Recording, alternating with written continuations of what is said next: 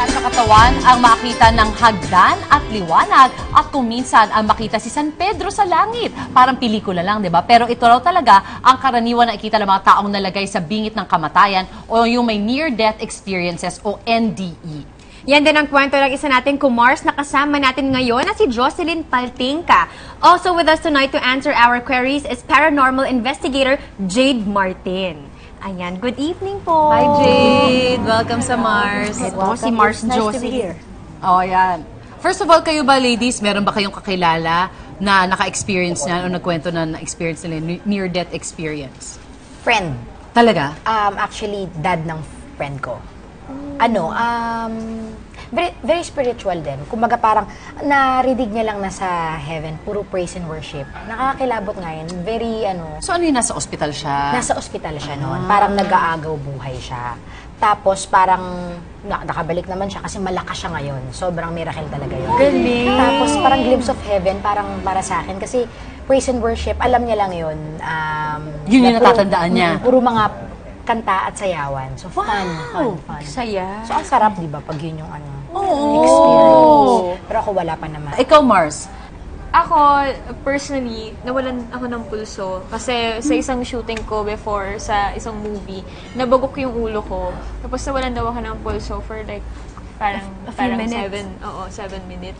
Haba na rin nun, ha? Going to St. Luke's. So, tinatry ka nilang, wala silang... Wala, pero pagkagising ko, pagod na pagod ako. Yun yung feeling mo. Oo, yun yung feeling ko. Parang pagod na, ang sakit sa ulo. Para akong tumakbo ng gano'n. Sobrang layo. Pero wala kang tatandaan na nakita or na Wala. narinig, wala. Actually ngayon, meron magkukwento sa atin dahil kasama natin si Miss Jocelyn para ikwento niya sa atin kung ano yung naranasan niya. Jocelyn, welcome to Mars. Hello, good evening ma'am. Good evening everybody. I'm Jocelyn Paltingka. Kasi noon, nagka-coma ako. Then, pumutok yung ulo ko kasi, bleeding. Nabagok. Oh.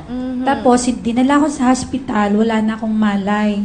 After that, that time, naalala ko, naglalakad ako sa ladder na mataas. Ang dinaanan ko, white lahat.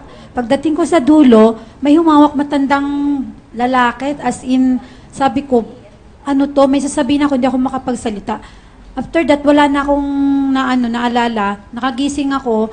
Sabi ko sa nung nakita ko yung kumari ko, ano nangyari? Sabi niya, wala daw ako, na-coma daw ako. Ang tanong ko lang po kay Ma'am Jade, kung ano po ang ibig sabihin na matay na po ba ako o anong nangyari sa akin? Bakit may matandang humawak sa akin? Tapos gutom na ako, uhaw na uhaw ako that time, pagkagising ko po. Medyo mahaba yung magiging explanation ko dyan. So, himahimayin natin, unti-untiin natin. Doon sa point na kung namatay ka or hindi. Kasi sa atin, kapag ka dineclare kang clinically dead, ito yung wala ka ng heartbeat. But the thing is that, may mga instances wherein tumitigil yung heartbeat, pero yung brain waves nagpapatuloy. So, patay yung heart mo, pero gising pa rin yung diwa mo. Gising pa rin yung mind mo. So, what happened to you is, napunta ka sa state of coma, wherein hindi ka talaga totally or completely dead pa. Based on studies, sa mga scientific studies, mga ginawa nilang laboratory research, merong thing na find out na ang tao, pag nasa ganyang state, nagiging very active or hyperactive yung brains or yung mind.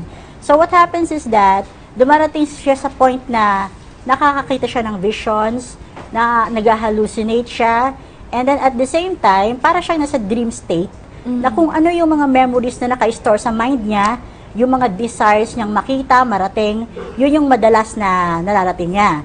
So, probably, you're a religious person or mataas yung faith mo. Normal na pag nasa ganyang state ka, yun yung una mong makikita kasi lagi mong hinahanap si God. So, definitely, when you're in the NDE state, yun yung nakikita mo. Po, thank you very much. Thank you, Mars Jocelyn.